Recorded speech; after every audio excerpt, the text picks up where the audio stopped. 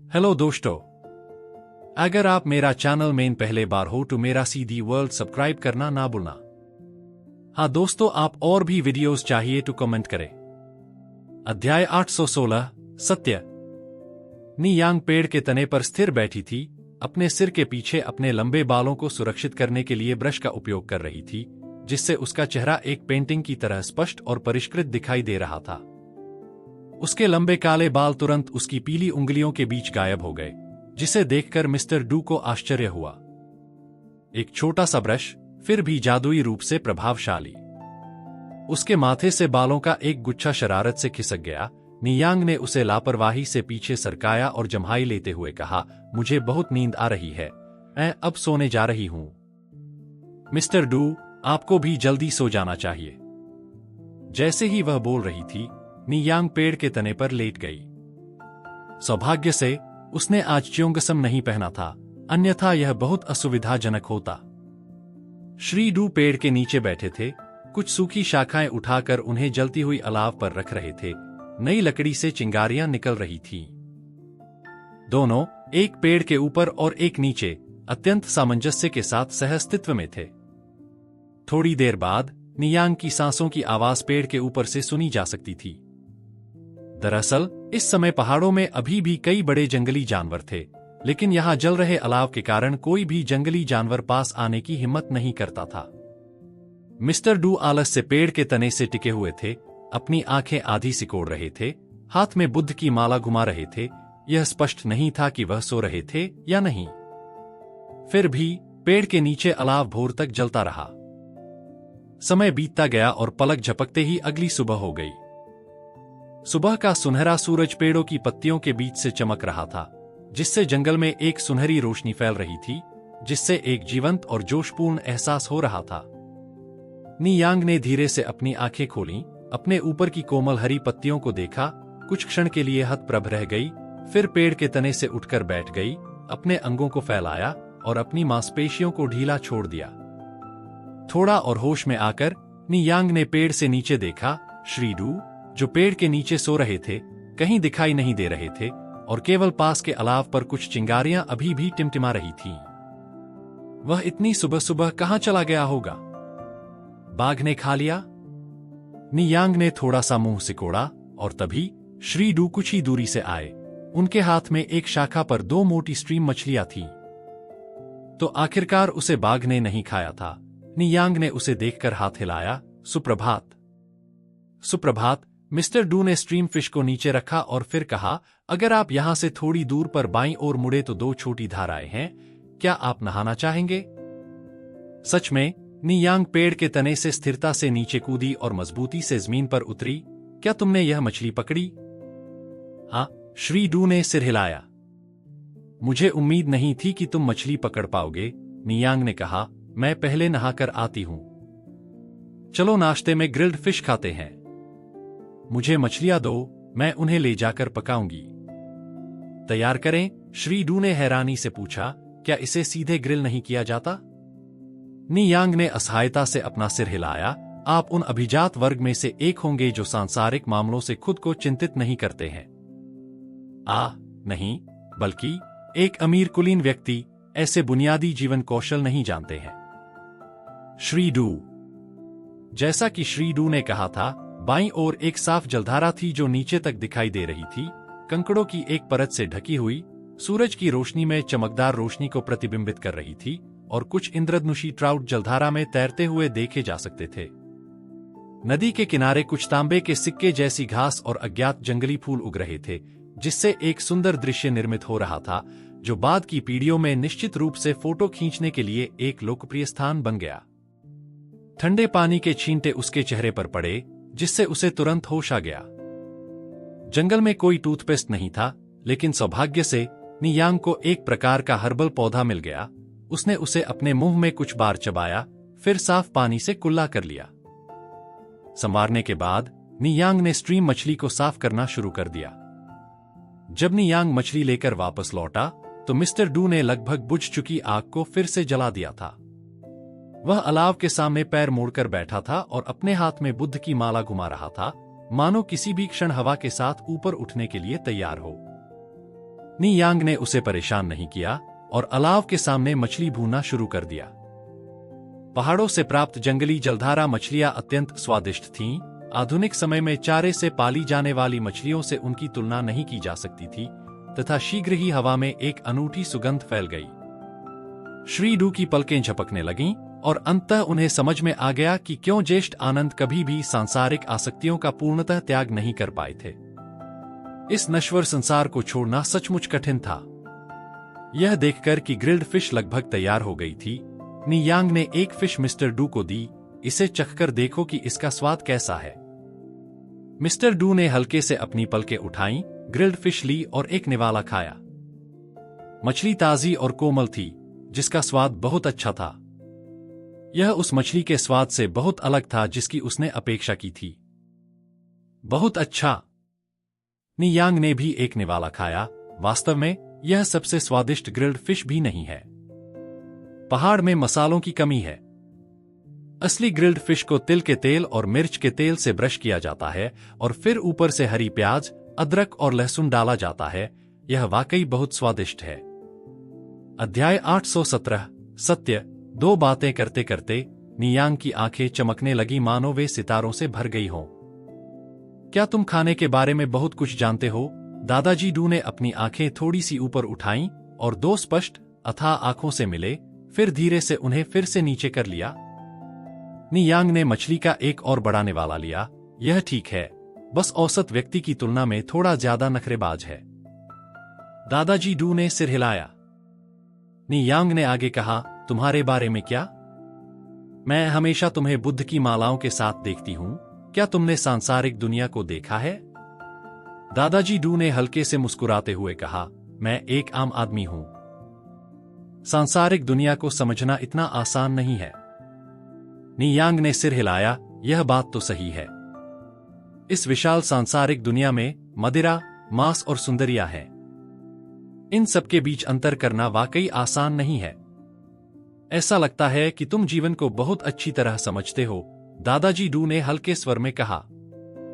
मछली का आखिरी निवाला खा लेने के बाद नी यांग ने ताली बजाई, जमीन से उठ खड़ा हुआ और कहा, चलो वापस चलें।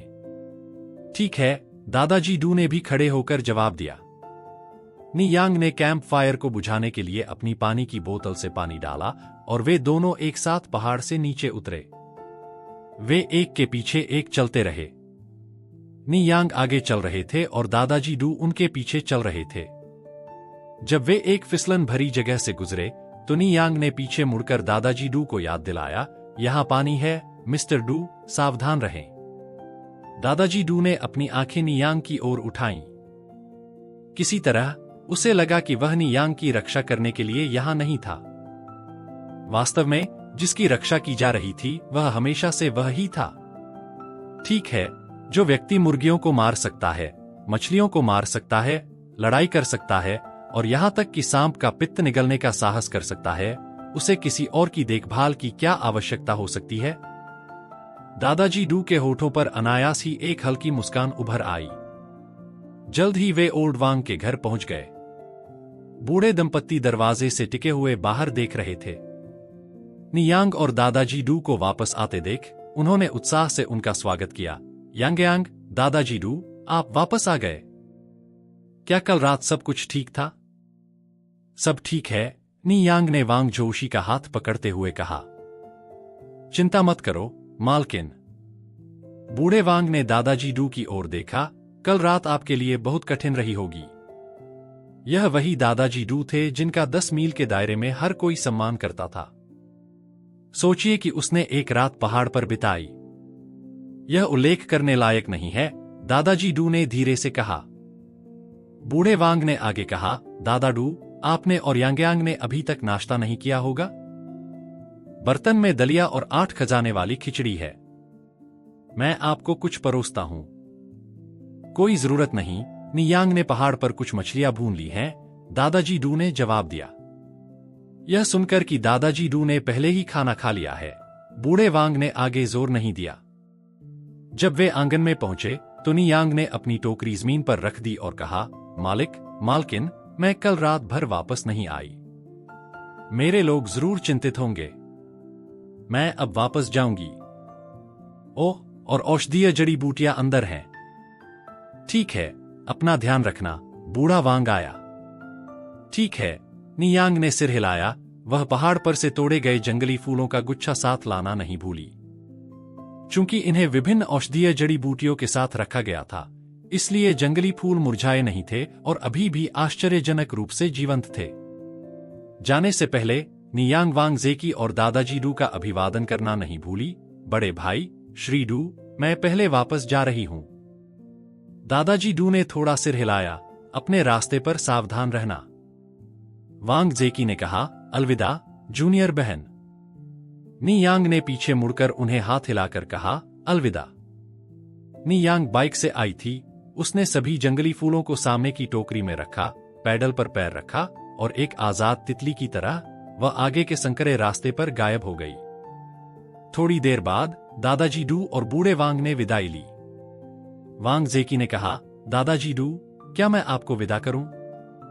कोई जरूरत नहीं, मैं वापस जा सकता हूं। दादाजी डू ने जवाब दिया, तुम्हें शायद ही कभी छुट्टी मिलती है। अपने माता पिता के साथ कुछ अच्छा समय बिताओ। लेकिन वांग जेकी थोड़ा चिंतित दिखे। सब ठीक है, दादाजी डू ने अपने हाथ से इशारा किया। वांग जेकी ने आगे कहा, तो फिर मैं आपको जंक्शन तक चलता हूं। इस बार दादाजी डू ने मना नहीं किया। कार पहाड़ की तलहटी तक नहीं पहुंच सकी, इसलिए दादाजी डू को मुख्य सड़क तक पैदल जाना पड़ा। जब वांग जेकी वापस लौटा तो वांग जोशी ने कहा, आपके दादाजी डू वास्तव में अपने अधीनस्थों की परवाह करते हैं। वांग जेकी ने सहमति में सिर हिलाया, हाँ, हमारे दादाजी डू बहुत दयालु हैं।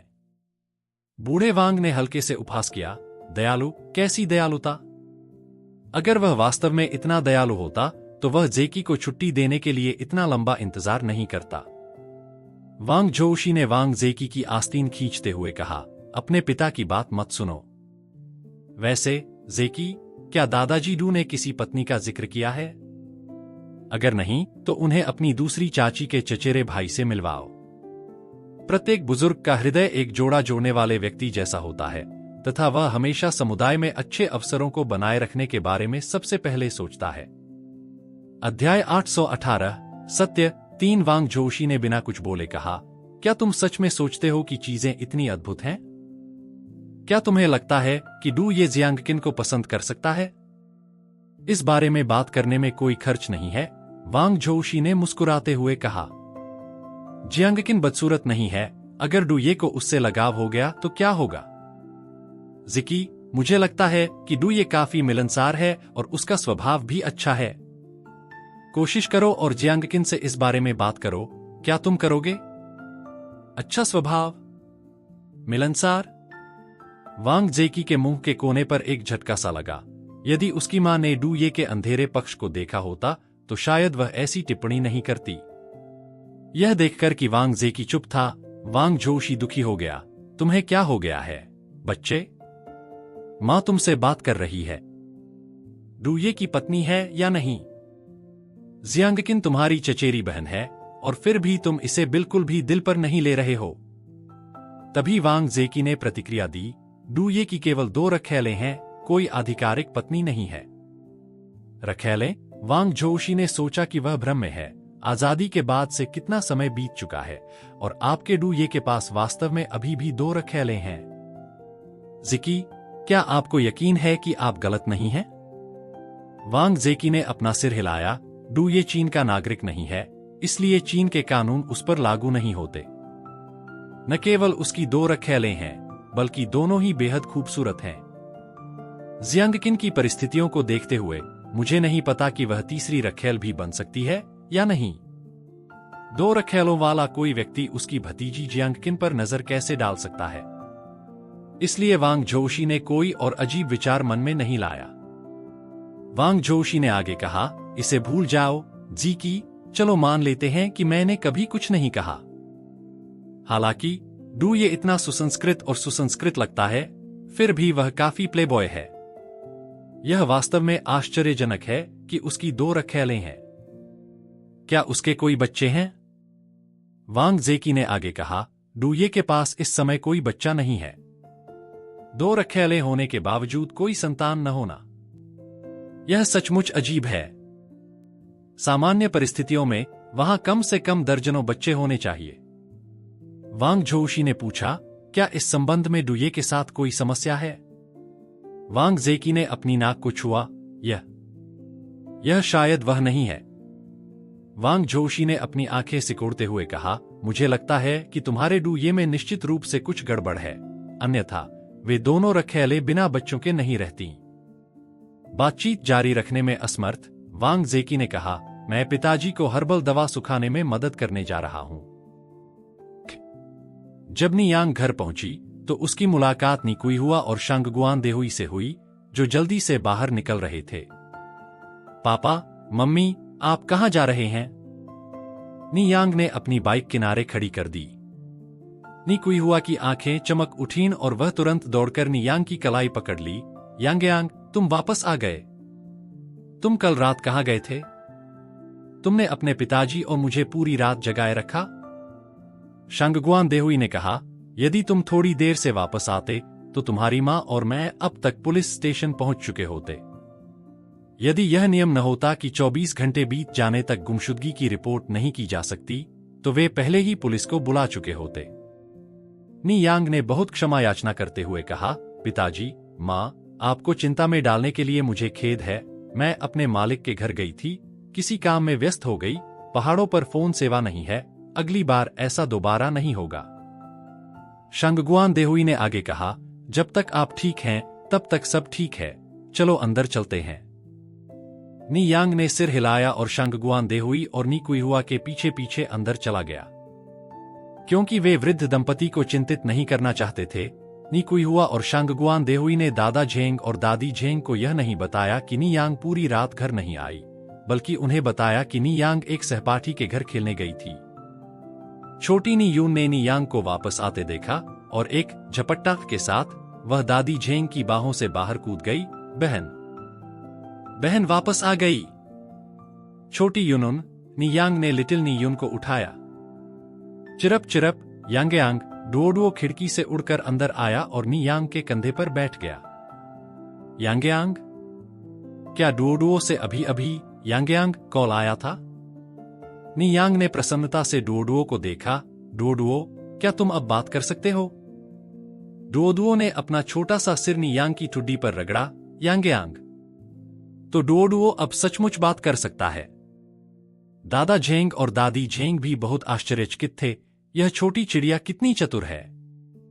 नी कुई हुआ डुओडुओ को चिढ़ाने के लिए आया। डुओडुओ, इसे फिर से कहो। यांग, डुओडुओ ने पुनः ऊंची आवाज में पुकारा। नी कुई हुआ भी हंस पड़ी। तो फिर यून पुकारो। यांग, वास्तव में डुओडुओ बात कर सकता था, लेकिन वह सब कुछ नहीं बोल सकता था। वह केवल यांग ही जानता था। झेंग जियांजिंग नीचे आई और इस खुशहाल पारिवारिक दृश्य को देखकर उसकी आंखें आक्रोश से भर गईं। यह उसका घर था। वह बचपन से यहीं रहती आई है, तो फिर इन लोगों को इस पर कब्जा क्यों करना चाहिए? अध्याय 819, सत्य 4 और वह मृत पक्षी। यह दिन भर चीखता रहता है, जिससे मैं बहुत परेशान हो जाता हूं। बस इंतजार करो, एक दिन यह सचमुच एक मृत पक्षी में बदल जाएगा। बहन जियांजिंग, छोटी नी यू, जो झेंग जियांजिंग को अधिक पसंद करती थी, अपनी छोटी छोटी टांगों के साथ उसके पास दौड़ी। बहन जियांजिंग, कुछ कैंडी लीजिए। यह छोटी नी यू की पसंदीदा कैंडी थी। आमतौर पर वह इसे नी यांग के अलावा किसी को नहीं देती थी। धन्यवाद यून। झेंग जियांजिंग का चेहरा मुस्कुराहट से भरा था जब उसने कैंडी ली।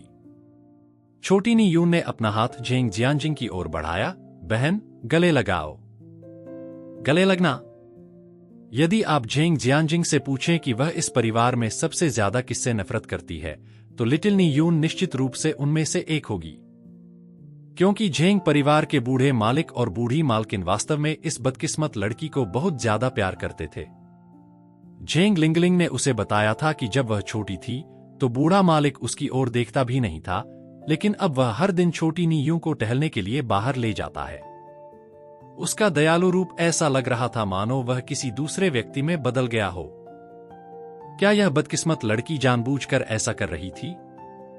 क्या वह जानती थी कि वह उससे नफरत करती है और इसीलिए वह गले मिलने के लिए दौड़कर आई थी? क्या वह सोचती थी कि वह कोई महान खजाना है?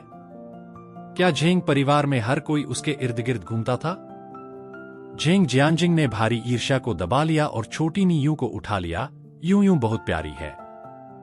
हालांकि वह उसे सुंदर कहती थी, लेकिन उसकी आंखें विष से भरी हुई थीं।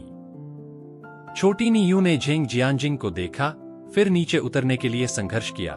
मुझे नीचे उतार दो, मैं नीचे उतरना चाहती हूं। झेंग जियांजिंग ने लिटिल नी यून को नीचे रखा। छोटी नी यून जल्दी से नी यांग के पास दौड़ी। बहन, गले लगाओ। नी यांग नीचे झुकी और छोटी नी यूं को उठा लिया। छोटी नी यूं इतनी डरी हुई थी कि उसने अपनी बाहें नी यांग की गर्दन के चारों ओर कस लीं और फुसफुसाते हुए बोली, बहन, मुझे डर लग रहा है। डरो मत। नी यांग ने छोटी नी यूं को धीरे से शांत किया। छोटी नी यूं ने अपना सिर नी यांग के कंधे पर टिका दिया और झेंग जियांजिंग की ओर दोबारा देखने की हिम्मत नहीं की। झेंग जियांजिंग ने अपनी आंखें थोड़ी सिकोड़ लीं। वह जानती थी कि इस दुष्ट लड़की ने यह सब जानबूझकर किया है। उसने यह सब जानबूझकर किया, जिससे बूढ़े मालिक और मालकिन उससे नापसंद करने लगे। बहुत बुरा। झेंग जियांजिंग ने अपनी मुट्ठियां भींच लीं, लेकिन उसके चेहरे पर एक मुस्कान आ गई। जैसे उसने आगे कहा, यांगयांग वापस आ गया है। कल रात तुम घर नहीं आए। चाची और चाचा बहुत चिंतित थे। अब से तुम्हें सभी को बताना होगा कि तुम कहाँ जा रहे हो, अन्यथा परिवार बहुत चिंतित हो जाएगा, है ना? नी यांग ने सिर हिलाया। हाँ, आप सही कह रही हैं, सिस्टर जियांजिंग। यह देखकर कि बूढ़े मालिक और बूढ़ी मालकिन की इस बातचीत पर कोई प्रतिक्रिया नहीं थी, झेंग जियांजिंग और भी अधिक क्रोधित हो गया। अगर वह सारी रात बाहर रहती तो बूढ़ी मालकिन उसे जरूर डांटती, लेकिन अब चूंकि यह नी यांग थी तो उसकी कोई प्रतिक्रिया नहीं थी, यहां तक कि उसने परवाह करने का दिखावा भी नहीं किया। असली पोती और बाहरी व्यक्ति के बीच यही अंतर था। नी यांग झेंग जियांजिंग की परवाह न करते हुए झेंग सुयू को देखने के लिए लिटिल नी यू के साथ ऊपर गए। वह लगभग 13 भूत बिंदुओं का पता लगा चुकी थी और अगला काम झेंग सुयू को ठीक करना था, जो एकमात्र व्यक्ति था जो सच्चाई जानता था। जब से वू जिनशु ने कल दादी वू को अस्वीकार किया था, तब से वह गुस्से से झुंझलाती हुई बिस्तर पर बीमार पड़ गई थी। वो यान्युन दादी वू के लिए दोपहर का भोजन लाने आया था। दादी, खाने का समय हो गया है। वो यान्युन को प्रवेश करते देख दादी वू तुरंत मुड़ी। उनकी पीठ वू यान्युन की ओर थी। मुझे भूख नहीं है, इसे वापस ले जाओ। वह अभी वू यान्युन का सामना नहीं कर सकती थी। उसे देखकर उसे सामने आंगन वाले उस छोटे से पश्चिमी शैली के घर की याद आ गई। यह वो परिवार का घर होना चाहिए था, लेकिन अब वहां अन्य लोग रह रहे थे। दादी वू को लगा कि उनका दिल दर्द से सिकुड़ रहा है। वू यान्युन ने आह भरते हुए कहा, आपको थोड़ा खाना चाहिए, अन्यथा आपका शरीर टिक नहीं पाएगा। तुम बाहर जाओ, दादी वू ने कहा। तभी बाहर से कदमों की आवाज सुनाई दी, मां, मां। यह आवाज सुनकर दादी वो अचानक सब कुछ भूल गईं, बिस्तर से उठ बैठीं। जिन जिन, मैं यहां हूं। यहीं। एक साफ सुथरे कपड़े पहने मध्यम आयु की महिला बाहर से आई। मां, आप दिन के बीच में क्यों सो रही हैं? यह महिला दादी वू की छोटी बेटी वू जिनजिन थी। वू जिनजिन का भाग्य अपेक्षाकृत अच्छा था। उन्होंने बीजिंग के एक स्थानीय व्यक्ति से विवाह किया और उनका जीवन काफी अच्छा था। यद्यपि उनका जीवन स्वीकार्य था, फिर भी वे केवल अपना भरण पोषण ही कर सकते थे। वू जिनजिन एक पुत्री थी जो अक्सर दादी वू से मिलने के लिए स्वादिष्ट भोजन खरीदती थी। वू यान्युन ने तुरंत विनम्रता से अभिवादन किया, नमस्ते चाची। वू जिनजिन ने सिर हिलाया, यान्युन। बोलने के बाद उसने आगे कहा, यान्युन, तुम बाहर जाकर अपने भाइयों के साथ क्यों नहीं खेलती? मैं दादी का ख्याल रखूंगी। ठीक है। वो यान्युन ने सिर हिलाया और दरवाजे की ओर चल दिया। अध्याय 820 सत्य 5। यान्युन के जाने के बाद वो जिनजिन ने दरवाजा बंद किया और तुरंत अपने बैग से तेल के कागज में लिपटे 2 चिकन पैर निकाले। मां, ये चिकन पैर हैं जो मैंने खास तौर पर आपके लिए बचाए हैं। आपको इन्हें तब तक खा लेना चाहिए जब तक ये अभी भी गर्म हैं, और सुनिश्चित करें कि कोई भी बच्चा उन्हें न देख ले। दादी वू के पास चिकन के पैर थे, इसलिए वह उन्हें स्वयं नहीं खाना चाहती थीं, वह उन्हें वू जिनशु और अपने 2 पोतों के लिए बचाना चाहती थी। हालांकि उसका बेटा कुछ हद तक अवज्ञाकारी था, फिर भी वह एक मां थी। कितनी माएं अपने बेटे के खिलाफ द्वेष रखेंगी? दादी वू ने सावधानी से चिकन के पैर अलग रख दिए। मैंने अभी अभी खाना खाया है और अभी और नहीं खा सकती। मैं इन्हें बाद के लिए बचाकर रखूंगी। वू जिनजिन को दादी वू के सतर्क विचारों का पता नहीं था और उसने आगे कहा, मां, आपको क्या हो रहा है? दिन के बीच में बिस्तर पर लेटे-लेटे क्या आपको अस्वस्थ महसूस हो रहा है? इस बारे में बोलते हुए दादी वू ने गहरी सांस ली। यह इस तरह है। दादी वू ने बिना एक शब्द छोड़े वू जिनजिन को पूरी कहानी सुनाई। वू जिनजिन ने आश्चर्यचकित होकर कहा, इतना बढ़िया अवसर और मेरा भाई असहमत है? उच्च समाज में वू लैंड की पारिवारिक स्थिति को केवल साधारण ही माना जा सकता है, लेकिन वू जिनजिन और वू जिनशु जैसे परिवारों की तुलना में वे निश्चित रूप से धनी थे। यान्युन के लिए ऐसे परिवार में शादी करना उसकी हैसियत से ऊपर की बात होगी। दादी वू ने कहा, तुम्हारा वह जिद्दी भाई कहता है कि वह अपनी बेटी को नहीं बेचेगा। वू जिनजिन ने दादी वू के हाथ पकड़ लिए। मां, आप इस मामले में मेरे भाई की बात नहीं सुन सकती। जब तक आप यहां हैं, आपको ही फैसले लेने चाहिए। यह तो बताना ही पड़ेगा कि यान्युन मेरे भाई की जैविक संतान भी नहीं है। अगर वह होती भी, तो भी इतने संपन्न परिवार में शादी करना उसके लिए बहुत बड़ी खुशकिस्मती होती। अगर कोई और होता, तो शायद वे इतनी ऊंची जगह पर शादी भी नहीं कर पाते। दादी वू ने आह भरते हुए कहा, वह आदमी तुम्हारे भाई जितना ही बूढ़ा है और उसकी पहले से ही 2 बेटियां हैं। तुम्हारे भाई को शायद यान्युन के एक परिवार में शादी करने और सौतेली मां बनने पर दया आती होगी। आजकल सौतेली मां बनना आसान नहीं है। वू जिनजिन ने कहा, सौतेली मां बनने के बारे में क्या? आप जिससे शादी करते हैं, उसी से शादी करते हैं। किसी गरीब आदमी से शादी करने के बजाय किसी अच्छे परिवार के सदस्य से शादी करना और बाद में अमीर महिला बनना बेहतर है। समय बदल गया है। पहले के दिनों में अच्छे परिवारों की बेटियां अभी भी जमींदारों और अमीर व्यापारियों की रखेल बनती थीं। यहां तक कि 80 साल के बूढ़े भी 18 साल की लड़कियों से शादी करते थे। सिर्फ 35 साल की उम्र में वह बिल्कुल भी बूढ़ा नहीं है। वू जिनजिन की नजर में ये कोई समस्या नहीं थी। अगर उसकी शादी नहीं हुई होती तो वह यान्युन की जगह किसी और से शादी करने पर भी विचार करती। वह गरीबी से संघर्ष करते करते तंग आ चुकी थी। यही कारण है कि उसने विवाह के लिए बीजिंग से एक स्थानीय व्यक्ति को ढूंढ लिया। यहां तक कि बीजिंग का सबसे गरीब स्थानीय व्यक्ति भी ग्रामीण लोगों से बेहतर जीवन जी रहा था। दादी वू ने वू जिनजिन का हाथ पकड़ते हुए कहा, काश तुम्हारा भाई भी तुम्हारी तरह सोच पाता। वू जिनजिन ने अवाक होकर कहा, मेरे भाई की परवाह क्यों? यान्युन आपकी सबसे बड़ी पोती है। भले ही आप मेरे भाई के लिए यह फैसला लें, लेकिन वह आपका कुछ नहीं बिगाड़ सकता। इतने मुश्किल समय में उसे पालने के बाद क्या वह आपको अपनी मां मानने से इनकार करेगा? वू जिनजिन युवा था लेकिन चालाक विचारों से भरा था। यह जानकर कि उसकी भतीजी की शादी इतने अच्छे परिवार में हो सकती है, वह निश्चित रूप से इस अवसर को नहीं छोड़ सकती थी। जिनजिन, अब तुम ही एकमात्र हो जिस पर मैं भरोसा कर सकती हूं। बताओ मां, मुझे क्या करना चाहिए? दादी वू ने उत्सुकता से वू जिनजिन का हाथ पकड़ लिया। वू जिनजिन मुस्कुराई, मां, मेरी बात सुनो। वू जिनजिन ने दादी वू के कान में बहुत कुछ फुसफुसाया। सुनने के बाद दादी वू को अपने दिल से बोझ उतरता हुआ महसूस हुआ और वे मुस्कुराईं। पुरानी कहावत सही है, बेटी मां की छोटी रजाई होती है। वू जिनजिन ने आगे कहा, मां, चूंकि यान्युन बहुत सुंदर है, इसलिए आपको ज्यादा दहेज मांगना चाहिए। दादी वू ने कहा, लांजी ने मुझसे पहले ही वादा किया था कि एक बार यह मामला सुलझ जाने के बाद वह हमारे परिवार को आंगन वाला 2 मंजिला टाउन हाउस देगा और वह हमारे घरेलू पंजीकरण के मुद्दों को भी सुलझाएगा और डालोंग और एरलोंग की स्कूली शिक्षा का भी ध्यान रखेगा। मां, क्या आपकी ख्वाहिशें इतनी कम हैं? वू जिनजिन ने आगे कहा, वे इतनी अनुकूल शर्तें इसलिए दे रहे हैं क्योंकि उन्हें यान्युन बहुत पसंद है। हमारे परिवार में यान्युन जैसी सिर्फ एक ही खूबसूरत लड़की है। एक बार यह मौका छूट गया तो अगली दुकान नहीं खुलेगी, तो जब तक हो सके और ज्यादा क्यों न मांग लें। इसके अलावा हमारे परिवार ने इतने सालों तक उसका पालन पोषण किया है। अब समय आ गया है कि वह कुछ बदले में कुछ दे। जितना अधिक दादी वो सुनती, उतना ही अधिक उन्हें लगता कि वो जिनजिन की बात सही है। तो जिनजिन, हमें उनसे क्या पूछना चाहिए? दादी वू ने पूछा। वो जिनजिन ने कहा, वस्तुएं क्यों मांगे? वस्तुएं तो तुच्छ हैं। बेशक, पैसे मांगना सबसे विश्वसनीय है।